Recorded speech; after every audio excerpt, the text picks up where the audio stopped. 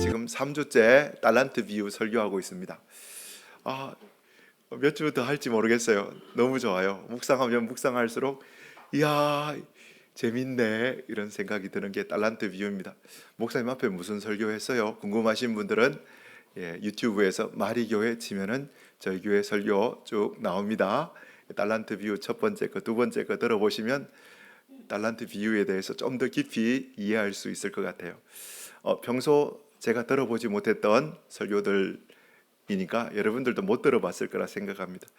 좀 폭넓게 설교하고 있으니까 여러분 꼭 들으셔서 달란트 비유가 가르치고 있는 또 다른 이야기들을 여러분들 좀 배웠으면 좋겠다라는 생각이 들어요. 이제 2주 제가 달란트 비유에 있는데 그 설교 요약하면요, 주인이 가면서, 기억나시죠? 주인이 가면서 맡겼고 돌아오면서 결산했다. 요게 달란트 비유 한마디로 끝내는 겁니다. 주인이 가면서 맡겼고 돌아오면서 결산했다. 요게 달란트 비유의 핵심입니다. 쉽죠? 주인이 뭐요? 가면서 맡겼고 오면서 결산한 내용이에요. 근데 마태가 이 달란트 비유를 이렇게 마태복음에 기록한 건요, 예수님 어떤 분인지 이야기해주고 싶어서 기록한 거예요. 예수님 감람산 강화 안에 들어있는 내용이에요. 주님 다시 오심에 대해서 기록하고 있는 감람산 강화 안에 있는 내용이 달란트 비유인데, 그 내용하고 이렇게 포괄해서 이렇게 보면요, 우리 주님 승천하시면서 제자들에게 지상대위임령이라는 사명 맡기시고, 우리 주님 다시 오시면서 재림하시면서 맡기신 사명 잘 감당하셨는지 결산하는 분이라는 것, 예수님은 이런 분이셔라는 것을 마태가 소개하고 있어요.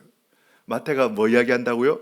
주님 부활 승천하셔서 하늘로 올라가면서 사도들에게, 제자들에게 지상대위임령이라는 사명을 맡기시고, 그리고 언젠가 우리 주님 다시 재림하실 때에 맡겨주신 그 사명 잘 감당했는지 주님께서 어떻게 해요? 결산하시는 날이 올 거다. 예수님 이런 분이셔. 가실 때 맡기시고 오실 때 결산하실 우리 예수님이셔.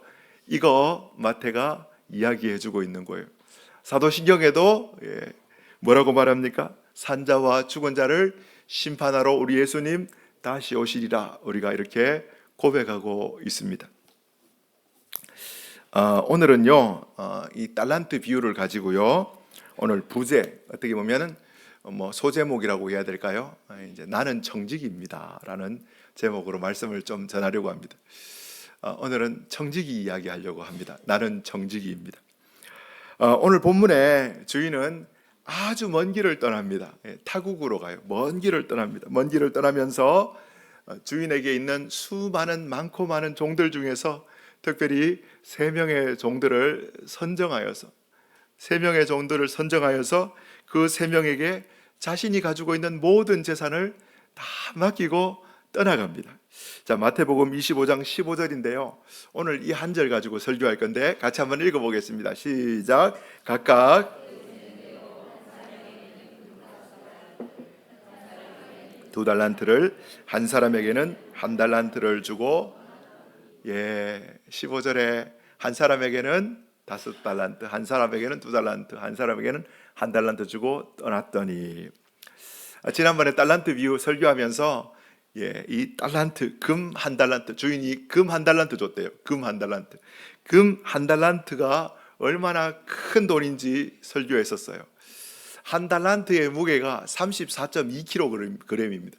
금 1달란트는 금덩이 34.2kg이라고, 그래서 지금 금값으로 환산하면 약 90억이 되는 금액이라고 지난번에 한번 이야기했던 기억이 있어요. 금 34.2kg을 방창길 집사님이 받았다. 그냥 입가에 미소가 이렇게, 금 34.2kg, 금값 지금 한창 비쌀 때인데, 근데 이렇게 주석들을 참고하다 보니까 이제 지금 금값으로 환산하는 34.2kg 환산하는 거 말고 그 시대적인 배경을 가지고 해석하는 것 또 하나 있더라고요. 어떤 내용이냐니까, 예수님 시대 때 그냥 1달란트 말하면 은 1달란트를 말한다고 이야기합니다. 은 한 달란트는요 6천 데나리온이라고 합니다. 데나리온이라는 것은 하루 한 사람 노동자 하루 품삯이 1데나리온, 한 데나리온인데 6천 데나리온이라고 말하면 하루 동안 6천 명이 일하는 품삯이라는 거예요. 은 한 달란트가, 한 달란트라는 돈의 가치가 어마어마하게 큰 거예요. 그런데 그 시대에 은 한 달란트의 가치와 금 한 달란트의 가치는 무려 30배의 차이가 있었다고 합니다. 예. 여러분 이것만 계산해봐도 상상할 수 없는 금액이에요. 6천 데나리온이 은 한 달란트인데 거기에 30배의 가치가 있다고 말하면 6천 곱하기 30 하면 18만 데나리온입니다. 그럼 뭡니까? 18만 명이 하루 일했던 품삯이 얼마요? 금 한 달란트라는 거예요. 어마어마한 돈입니다, 여러분. 거제도 인구 20만 정도 되는데 거제도 인구 하루 일한 돈 뭐 이렇게 생각하면 될 것 같아요. 계산하기 쉽게 한 사람 품삯 10만 원 딱 잡으면요 18만 명이 하루 일하면 그 돈 얼마입니까? 180억입니다. 180억.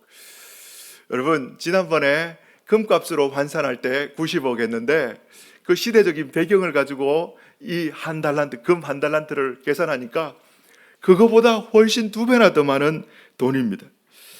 근데 여러분 90억이든 180억이든 1억도 없는 저한테는요 그냥 그림의 떡과 같은 돈입니다. 90억이든 180억이든 그거 중요하지 않아요. 하여튼 이 비유가 말하는 이 주인이 가지고 있는 돈의 그 재산의 크기가 어마어마한 재산이다, 이거 생각하시면 됩니다. 어마어마하게 돈이 많은 주인이다라는 거예요. 여러분 이렇게 돈이 많은 주인이 종 3명밖에 없을까요? 아닙니다. 수많은 종들이 정원도 가꾸고 또 식당에서도 일하고 수많은 종들이 있는데 그 수많은 종들 중에 이 주인이 타국으로 멀리 오랜 세월 떠나게 되는 일이 있어서 떠나면서 그 종들 중에 특별히 눈여겨봤던 3명을 종들 중에 택해가지고 그들을 선택해서 그들에게 주인은 자신의 재산 전부를 다 맡겼다라는 거예요. 전 재산을 맡겼다라는 거예요. 수많은 종들 가운데서 3명을 구별해서 3명을 선택해서 자신의 돈을 다 맡겼다. 성경책에는요 이 종들에 대한 이야기가 하나도 나오지 않습니다. 이 종들이 서울대 출신 종들인지, 이 종들이 전문 회계사 출신의 종들인지, 이 종들이 대기업 재무팀 출신의 종들인지 성경은 전혀 말하고 있지 않습니다.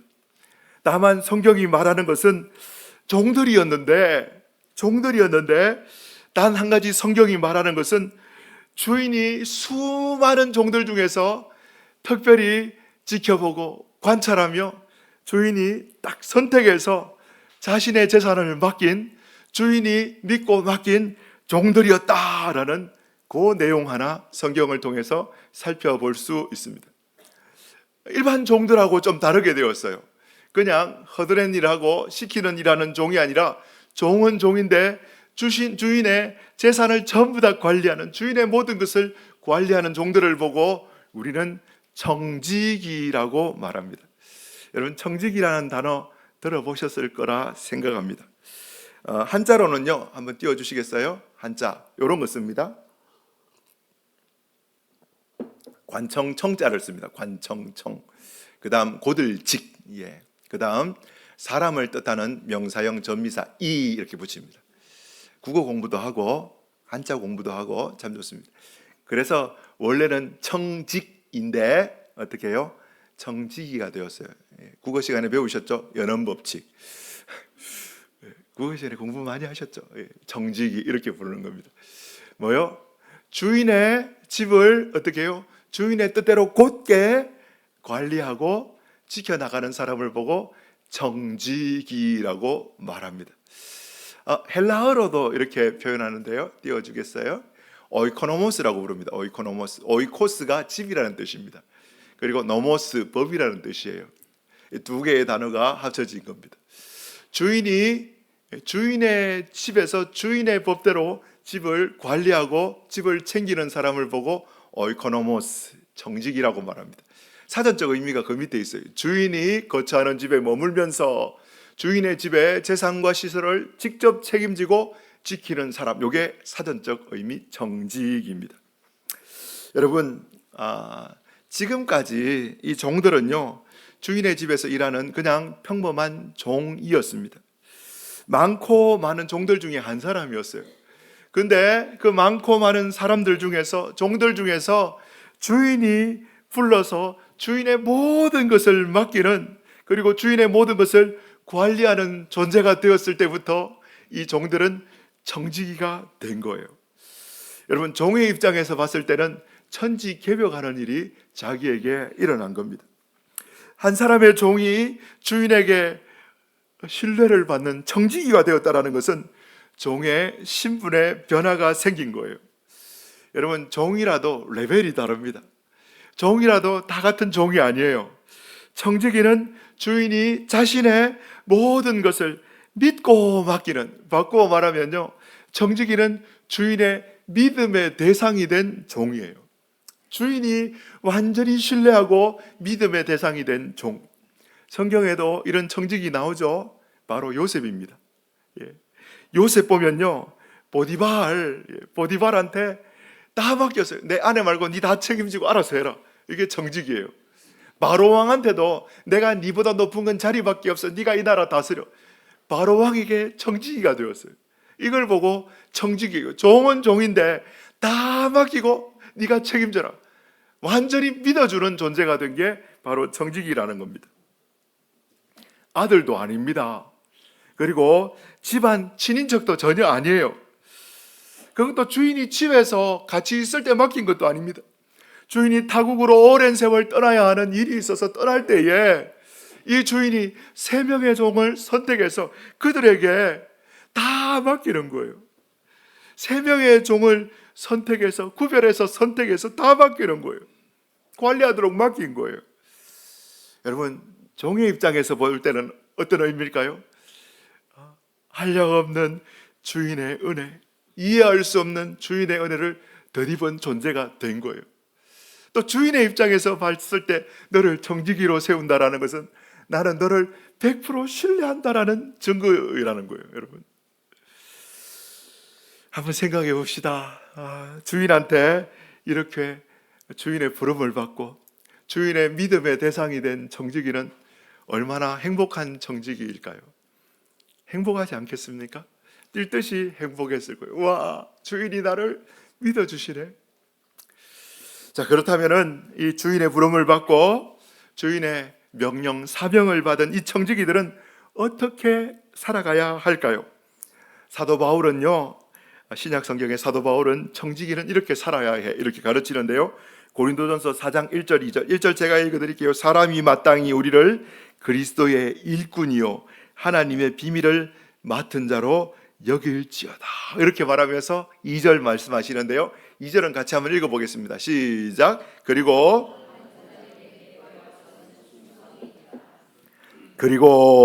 맡은 자들에게 구할 것은 충성이라. 그리고 맡은 자에게, 정직이에게, 맡기움을 받은 자에게 구할 것은, 요구되는 것은 뭐라고요? 충성이니라. 바꿔 말하면 신실함이니라. 정직이에게 요구되는 것은 주인을 향한 신실함, 그리고 주인을 향한 충성이니라. 사도 바울은 이거 말하고 있습니다. 사마천이 쓴 사기라는 데에 나오는 내용이죠. 선비는 자신을 알아주고 믿어주는 사람을 위하여 뭘 바친다고요? 잘 하시네요. 자기를 알아주고 믿어주고, 자기를 알아주고 믿어주는 사람을 위하여 목숨을 바치는 존재가 선비다, 이렇게 이야기합니다. 물론 알아주고 믿어주는 사람, 뒤통수 치는 사람들도 간혹 있습니다. 막 발등 막 찍고 이런 사람들도 있는데, 대부분의 보편적인 선비는요, 자기를 끝까지 믿어주고 자기를 끝까지 알아주는 사람 그냥 넘기지 않아요. 그들은 딱 절개를 가지고 어떻게 해요? 지사충성합니다. 생명 바쳐서 충성하는 거예요. 마찬가지로 오늘 본문에 나오는 이 종도 종이었는데 자신을 믿어주고 끝까지 믿어주고 그 주인을 향하여서 이 세 명의 청지기가 된 종들은요, 자신을 어떻게 해요? 주인에게 기사충성하는 종으로 맡기는 것, 이게 바른 마음의 행동, 그리고 행동이고 바른 마음의 자세입니다. 자, 한 걸음 더 나갑시다. 다시 한번 15절을 읽었으면 좋겠는데요. 15절을 한번 더 읽을까요? 띄워주시겠어요? 15절. 예, 안 나오나요? 제가 읽어드리겠습니다. 각각 그 재능대로 한 사람에게는 금 5달란트를, 한 사람에게는 2달란트를, 한 사람에게는 1달란트를 주고 떠났더니, 주인이 떠나면서 15절에 한 사람에게는 5달란트, 한 사람에게는 2달란트, 한 사람에게는 1달란트를 맡기고 주인이 집을 떠났어요. 타지로 떠났습니다. 그런데 여러분, 주인이 종 3명 뽑았으니까 그냥 무작정, 얼굴 생김새대로, 키 큰 순서대로 그냥 무작위로 5개, 2개, 1개 줬을까요? 여러분, 오늘 본문에 보면 어떻게 주었다고 말합니까? 15절에 각각 그 재능대로. 여러분, 이 단어를 한번 일주일 동안 한번 묵상해 보세요. 각각 그 재능대로, 주인이 각각 그 재능대로 5달란트, 2달란트, 1달란트 맡겼다라는 거예요. 여러분, 이 주인은요, 자신의 재산을 맡길 그 종들의 재능을 정확하게 아는 주인이셨어요. 이 주인은 청지기들을 믿어준 것뿐만 아니라 오랜 시간 세심하게 종들을 살폈습니다. 세심하게 종들을 살피고 이 종이 무엇을 잘하는지, 이 종이 무엇을 못하는지 정확하게 아시는, 청지기들의 재능까지 정확하게 아시는 정말 멋진 주인이었어요.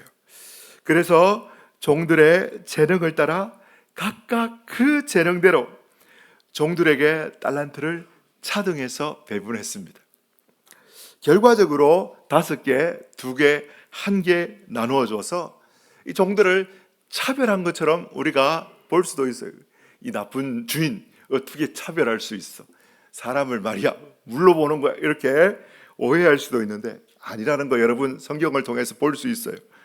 여러분, 이 주인은요, 청지기들을 차별한 것이 아니라 이 주인은 청지기들을 세심하게 살피고 청지기를 제대로 알고 이해하고 청지기 개개인의 성향을 제대로 파악하고, 그래서 개개인을 향한, 차별한 것이 아니라 개개인을 향한 주인의 사랑과 배려가 뭐예요?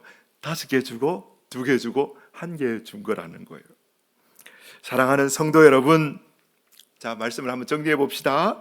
수많은 종들 중에서 특별히 청지기로 선택받아서, 그리고 수많은 종들 중에서 주인의 재산을 관리하는 청지기로 임명해서 세워주시고, 그리고 주인이 믿고 모든 재산을 맡겨주고, 그뿐만 아니라 나의 재능까지 주인이 정확하게 이해하셔서 나의 재능에 알맞게 주인께서 맞춤형 배분으로 일을 맡겨주시고, 여러분, 이런 주인을 모시는 청지기들, 정말 행복한 청지기들 아닐까 이렇게 생각합니다. 그러면 이 청지기들은 주인에게 어떻게 보답하며 그 시간을 보내야 할까요? 자, 사랑하는 성도 여러분, 15절 한 절을 제가 여러분들에게 해석을 해드렸어요. 근데 이 15절을 가지고 마태가 청지기와 주인 이야기만 하려고 한 게 아니에요. 누구 이야기하고 싶었냐니까 우리 예수님 이야기하고 싶었어요. 예수님 이런 분이셔. 예수님께서 내가 너희에게 분부한 모든 것을 제자들아 세상 사람들에게 제자 삼아서 행하도록 가르쳐라. 이게 예수님의 명령인데 아멘하고 마태가 예수님 이야기 계속하다가 계속했던 그 이야기 책으로 엮은 게 마태복음 아닙니까? 예수님 소개하고 싶어서 예수님 이야기해주고 싶어서 썼는 게 마태복음이고 이 비유 아닙니까? 달란트 비유 아닙니까? 여러분, 우리 예수님은 어떤 분이십니까? 우리 예수님은 육신을 입고 이 땅 가운데 찾아오신 하나님의 본체, 하나님 자신이셨어요. 우리 예수님은요, 유대 땅 베들레헴에 구유 가운데 태어나셔서 평범한 사람처럼 태어나셨어요. 하나님의 본체시지만 평범한 사람처럼 태어나셨어요. 여러분, 막간을 이용해서 제가 문제 하나 낼까요? 예수님 태어나셨는데 죄송합니다. 좀 제가 버릇없는 표현인지 하나님이신 그 예수님이신데 그 예수님이 태어나셔서 혹시 똥을 쌌을까요? 안 쌌을까요? 똥 싸고 오줌 싸고 울고 엄마 젖 먹고 똑같이 우리의 연약함을 다 겪으셨던 하나님의 본체셨다라는 거예요.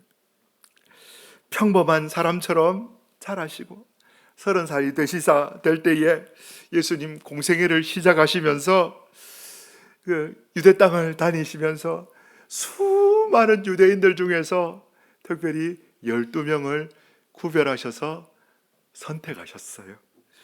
그리고 선택한 그 사람들 12명 아시죠? 베안냐 요빌바 도마야다 시가 12사람, 이 12사람을 선택해서 너는 내 제자가 되어라. 예수님께서 제자로 임명해 주셨어요. 그리고 우리 예수님은 3년 동안 이 12명의 제자들과 동고동락하면서 사랑의 관계를 유지하고 세상에서 들을 수 없는 하나님 나라 이야기를 예수님께서 제자들에게 이야기해 줬어요. 그뿐만 아니라 요한복음 13장 1절인데요. 같이 한번 읽어볼까요? 시작. 6월절 전에 예수님께서 자기가 세상을 떠나 아버지께로 돌아가실 때가 이른 줄 아시고 세상에 있는 자기 사람들을 사랑하시되 끝까지 사랑하시니라. 예수님께서 세상에 있는 자기 사람들을 사랑하시되 언제요? 언제까지? 끝까지 사랑하시되. 여러분, 이게 예수님 이제 떠나실 때 됐으니까 마지막 순간까지 사랑하셨다 이렇게 해석할 수도 있는데요, 두 가지 의미가 있습니다. 그렇게 해석할 수도 있는데 예수님이 어떤 사랑을 보이셨냐니까 예수님의 사랑이 100이라는 사랑이 완성형 사랑인데 여기가 리미터예요. 그 리미터 되는 그 끝까지 예수님께서 제자들에게 사랑을 보여주셨다, 이 해석도 됩니다. 예수님이 보여줄 수 있는 완벽한 사랑을 제자들에게 보여주셨다. 예수님께서 많고 많은 사람 중에서 12명을 특별히 선택하셔서 그들에게 하나님 나라 이야기들을 계속해 주셨고, 예수님께서 보여줄 수 있는 사랑의 마지막 마지노선의 모든 사랑까지 완벽하게 끝까지 다 보여주셨어요. 그런데 여러분, 이 사랑받은 제자들에게 어떤 일이 일어납니까? 자, 2절 말씀인데 2절 말씀 한번 읽어볼까요? 시작. 마귀가 벌써 시몬의 아들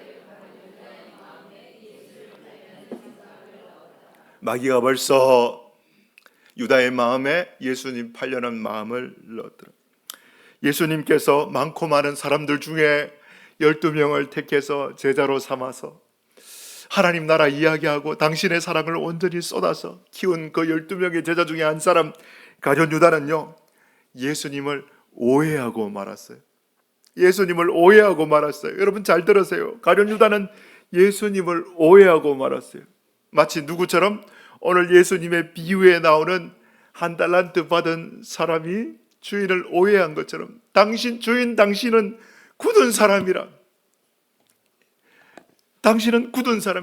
뿌리지 않은 곳에서 거두고 해치지 않은 데서 거두는 아주 굳은 사람이라.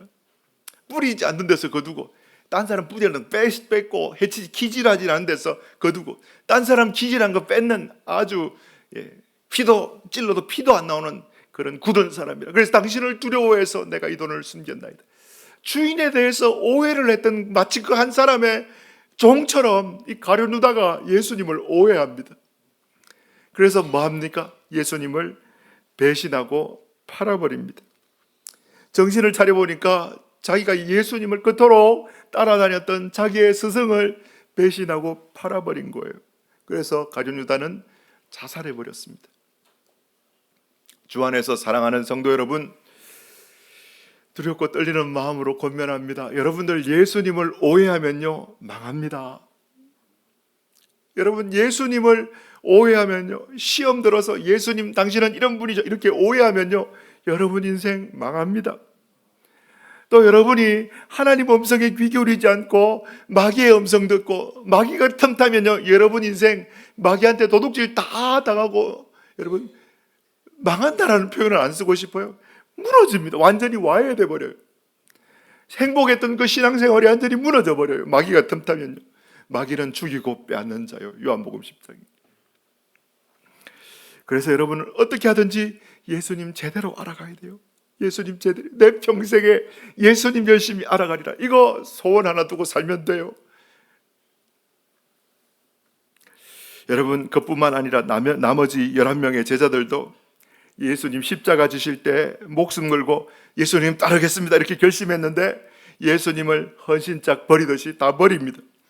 유대 지도자들과 로마 병정들이 너무 무섭고 두려워서 예수님 버리고 나머지 11명의 제자들도 도망쳐 버려요. 그러나 우리 부활하신 예수님께서 실패감과 패배감 속에 완전히 무너져 내린 제자들을 다시 찾아가 주십니다. 자신들도 발각되면 잡혀서 예수님처럼 죽을 것이라는 두려움 속에 문을 꼭꼭 잠그고 숨어있는 그 제자들을요, 부활하신 우리 예수님 초월적인 능력으로 공간을 통과하여서, 문 닫아놨는데 공간을 통과하여서 제자들 사이에 딱 서셔서 예수님께서 제자들에게 하늘 평강을 전해 주십니다. 너희에게 평강이 있을지어다. 예수님 그들 만나자마자 이 괘씸한 놈 이렇게 야단치지 않고요, 부활하신 예수님 그들을 만나시면서 그들에게 두려움 속에 벌벌 떠는 그들에게 하늘 평강을 주시면서 부활하신 예수님 자신을 드러내 보여주십니다. 계시해 주십니다. 사망 권세 이기시고 부활하신 그 예수님, 두려움 속에 살고 있는 그 제자들에게 나는 죽음의 권세를 이긴 예수다, 이거 보여주시는 거예요. 여러분, 부활하신 예수님을 제자들이 만났을 때에 제자들이 예수님을 향하여 믿음의 고백합니다. 놀래요. 아, 예수님 당신은 나의 주인님이시오. 예수님 당신은 나의 하나님이십니다. 이 고백, 여러분 부활하신 예수님 만나자마자 제자들이 고백해요. 부활하신 예수님은 제자들의 연약함 정확하게 아시는 분이셨습니다. 마치 달란트 비유, 오늘 15절에 주인이 종들을 너무나 잘 알고 이해해서 각각 그 재능대로 달란트를 맡겼던 것처럼 예수님은 이 11명의 제자들을 너무나 세심하게 알고 계시는 정말 좋으신 주인님이셨어요. 그래서 예수님은 그들의 장점과 단점을 아시고 그들을 찾아오셔서 자기를 계시해 주시고 예수님께서 평강을 주시고, 여러분 예수님의 그 너른 팔로 제자들을 다시 안아주셨어요. 그 말은 다시 믿어주신 거예요. 주님 따르겠습니다 하면서 주님 배신했던 그 제자들 괘씸한 놈 이렇게 말하지 않고 부활하신 주님이 다시 너른 품으로 안아주시고 너른 팔로 안아주시고 다시 믿어주신 거예요. 그리고 예수님 베드로 찾아가셔서 베드로 너 나 사랑하니? 몇 번 물어보십니까? 3번 물어보십니다. 왜 3번 물어보셨을까요? 3번 부인했기 때문에, 여러분 3번 부인했기 때문에 3번 물어보면서 예수님께서 확인 사살했나요? 아니요. 3번 부인한 그 베드로의 마음에 예수님을 향한 3번의 사랑의 고백을 할 수 있도록 예수님께서 베드로를 향하여 맞춤형 내적 치유를 해주시는 거예요. 여러분 이게 우리 예수님이에요. 예수님은 실패한 베드로를 다시 믿어주셨어요. 그거 어디서 볼 수 있습니까? 베드로는 베드로 자신을 못 믿겠는데 예수님은 베드로를 믿어주셨어요. 어디서 그 사실을 찾을 수 있습니까? 예수님께서 베드로에게 다시 사명을 주세요. 베드로야, 내가 사랑하는 내 양을 먹여라. 베드로야, 내가 사랑하는 내 양을 쳐라. 베드로야, 내가 사랑하는 내 양을 먹여라. 이것도 3번이나 다시 사명을 맡겨 주십니다. 부활하신 예수님께서 승천하시면서 예수님 배신하고 도망쳤던 그 오합지졸 제자들에게 제자들이 뭐 무슨 모든 민족 제자와 이런 거 할 수 있는 깜냥이라도 되겠습니까, 여러분? 그런데 우리 예수님은 그들을 믿어주시면서 너희들에게 명령한다. 모든 민족 제자와 나는 맡긴다. 예수적인 사명을 맡겨주시는 거예요. 사도행전 1장 8절 말씀인데요, 같이 한번 읽어볼까요? 시작. 오직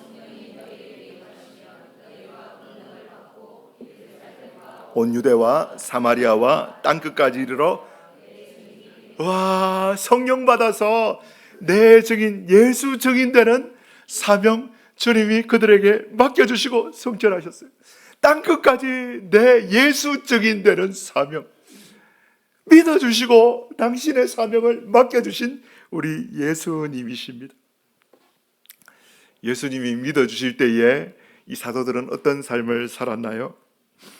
자신들을 배신했고 넘어졌던 자신들을 끝까지 품어주시고 믿어주시고 알아주셨던 그 예수님께 제자들은 진짜 지사충성했어요. 전부 다 예수님 증인되면서 순교했어요.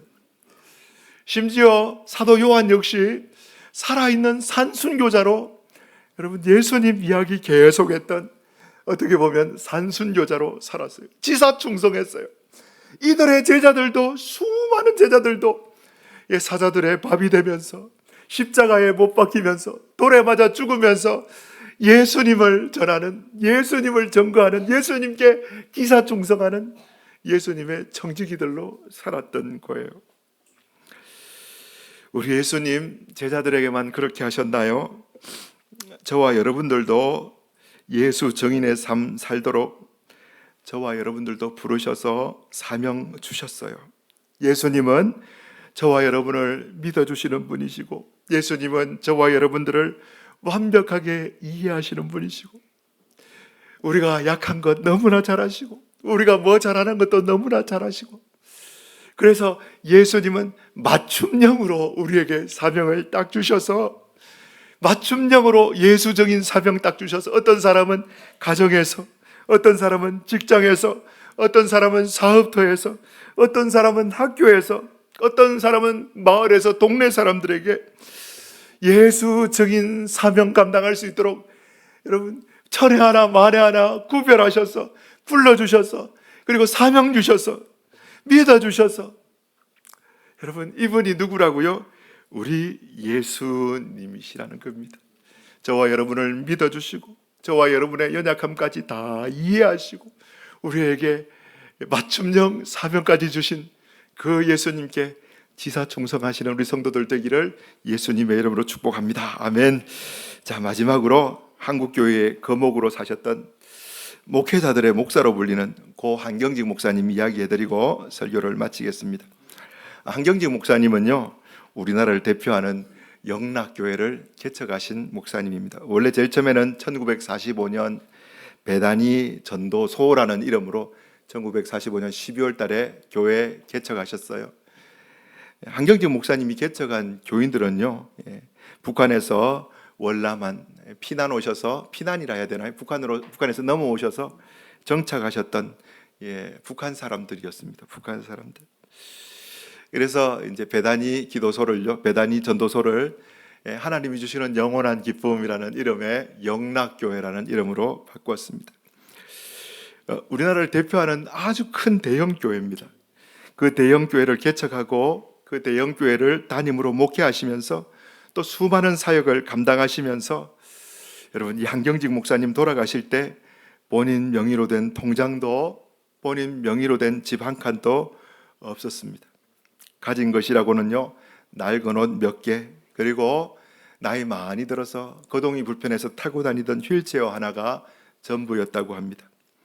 1992년도에 템플턴 상 받으면서, 종교인들의 노벨상이라고 불리는 템플턴 상인데요, 여러분 템플턴 상 받으면서 상금을 받았어요. 노벨상 상금보다 훨씬 많이 준다고 합니다. 92년도에 한경직 목사님이 받았던 템플턴 상금은 8억이었다고 합니다. 92년도 8억, 지금 8억 말고 92년도 대구에 저희 집 살 때, 90년 살 때 그때 제 3천만 원 줬던가 24평 아파트. 예. 근데 8억을 받았대요. 와, 8억 받았대요.